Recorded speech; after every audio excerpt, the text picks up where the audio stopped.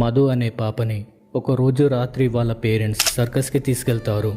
ఆ సర్కస్లో జోకర్ చాలా బాగా పర్ఫామ్ చేస్తాడు. ఆ జోకర్ ఈ పాపకి ఒక గిఫ్ట్ ఇచ్చి ఆ బాక్స్ని రాత్రి 12 గంటలకి ఓపెన్ చేయమని చెప్తాడు. సర్కస్ అయిపోయాక మధు తన ఇంటికి వచ్చి నిద్రపోతుంది. సరిగ్గా టైం 11:50 అయింది. అప్పుడే మధుకి మెలకువ వచ్చింది. విండో ఓపెన్గా ఉండటం చూసి అవి క్లోజ్ చేద్దామని విండోస్ దగ్గరికి వస్తుంది. తనకి బయట రోడ్ పైన ఆ సర్కస్లోని జోకర్ కనిపించాడు. మధు ఆ జోకర్ని చూస్తూ ఉండిపోయింది.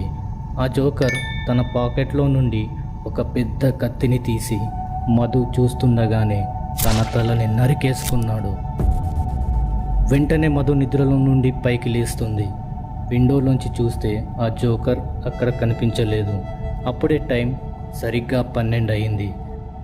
మధు ఆ జోకర్ ఇచ్చిన గిఫ్ట్ బాక్స్ ఓపెన్ చేసి చూస్తుంది.